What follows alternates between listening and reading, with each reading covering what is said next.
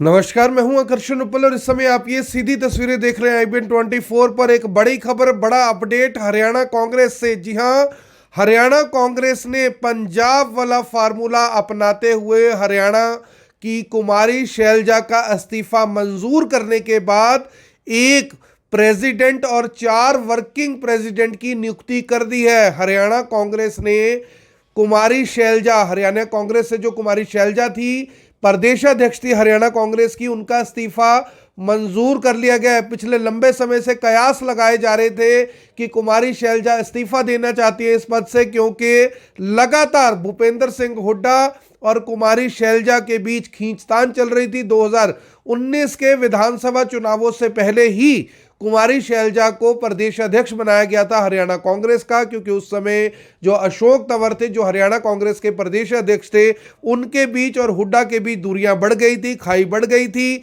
जो दोनों के बीच में संबंध थे बहुत बेहतरीन नहीं थे, जिसके बाद अशोक तंवर कांग्रेस को छोड़ गए थे और कुमारी शैलजा को अध्यक्ष बनाया गया था हरियाणा कांग्रेस का। लेकिन देखा गया था कि टिकटों की खींचतान को लेकर दोनों के बीच में काफी ज्यादा मतभेद नजर आ रहे थे। हुड्डा गुट अलग काम कर रहा था, कुमारी शैलजा का गुट अलग काम कर रहा था। लेकिन अब खबर यह आ रही है कि दिल्ली दरबार ने, कांग्रेस के दिल्ली दरबार ने कुमारी शैलजा का इस्तीफा मंजूर करते ही उदय भान, जो कि पूर्व विधायक के बेटे बताए जा रहे हैं, पूर्व विधायक के बेटे रहे हैं उदय भान, उनको कांग्रेस का प्रधान बना दिया गया है हरियाणा के लिए। कुछ लोग जानना चाहते होंगे कि आखिर उदय भान कौन है, तो आपको बता दें कि उदय भान भूपेंद्र सिंह हुड्डा के करीबी है। हालांकि पिछले लंबे समय से यह चर्चा चल रही थी कि भूपेंद्र सिंह हुड्डा खुद बनना चाहते हैं कांग्रेस प्रदेश अध्यक्ष, लेकिन हाईकमान ने उनकी शर्त को मानते हुए एक शर्त और लगा दी थी कि अगर आप प्रदेश अध्यक्ष बनना चाहते हैं तो आपको नेता प्रतिपक्ष का जो पद है वो छोड़ना पड़ेगा, तभी आपको हरियाणा का प्रदेश अध्यक्ष बनाया जाएगा। जिसके लिए हुड्डा कतई तैयार नहीं थे, क्योंकि विपक्ष का नेता होने की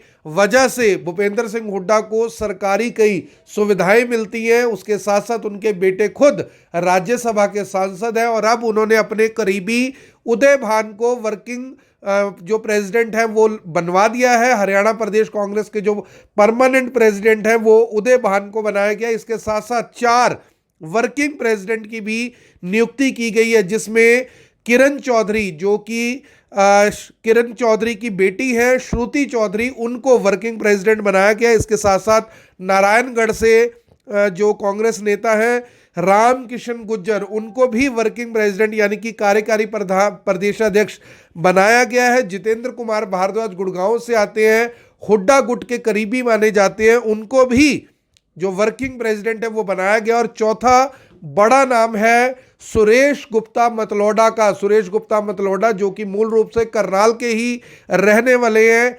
AICC के यानी कि मेंबर हैं, पिछले लंबे समय से सोनिया गांधी परिवार के नज़दीकी माने जाते हैं और पिछले लंबे समय से जो अस्तित्व की लड़ाई है वो ज़रूर लड़ रहे हैं कांग्रेस में रहकर। यानी एक ऐसे लीडर हैं जिन्होंने कांग्रेस के बीच में रहकर अपनी लड़ाई को लड़ा है, अपने हक की लड़ाई को लड़ा है और लंबे समय से कोशिश कर रहे थे कि उनको भी किसी जिम्मेदारी भरे पद पे भेजा जाए, जो कि कहीं ना कहीं ऐसा दिखाई पड़ रहा है कि कांग्रेस ने उनको भी वर्किंग प्रेसिडेंट बनाकर ये मैसेज देने की कोशिश की है कि उनकी पहुंच भी दिल्ली तक उतनी ही है जितनी अन्य बड़े नेताओं की है। करनाल से आते हैं, मतलोडा के रहने वाले हैं और सुरेश गुप्ता मतलोडा को फिलहाल खबर ये आ रही है कि चौथा वर्किंग प्रेसिडेंट बनाया गया, यानी कि एक समीकरण बिठाने की कोशिश की गई है। सभी जातियों को, सभी बिरादरियों को साथ लेकर चलने की कोशिश की गई है।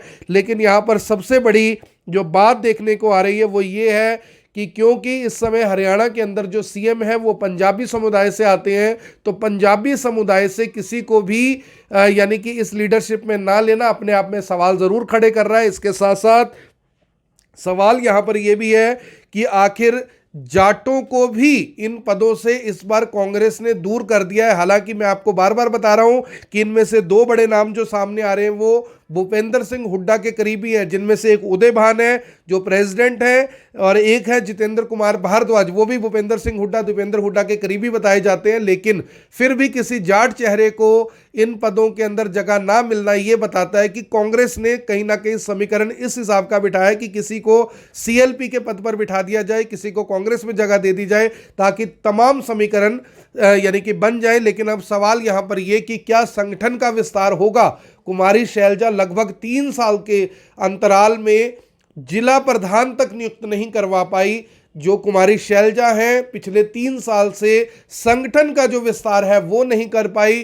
कुमारी शैलजा पिछले 3 साल से कांग्रेस में ही लेकर कांग्रेस से ही लड़ने का जो काम है वो करती रही, क्योंकि कांग्रेस में कई सारे गुट हैं। फिलहाल उदय भान के प्रधान बनते ही इस बात का दावा किया जा रहा है कि 2024 से पहले पहले कांग्रेस के संगठन को मजबूत कर लिया जाएगा।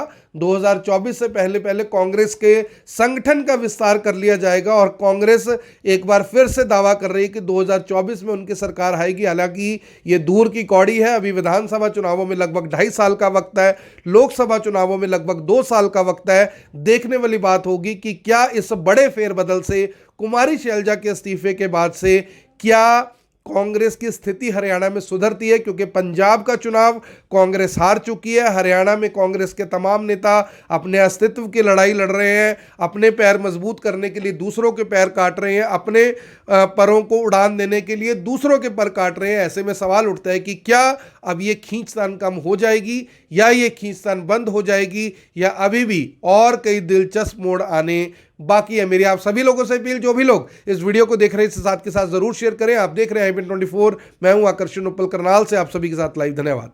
अब यहां तक आ ही गए हैं तो हमारे चैनल को सब्सक्राइब जरूर करें और नीचे दिए गए बेल आइकन को जरूर दबाएं, ताकि हर खबर सबसे पहले पहुंचे आप तक।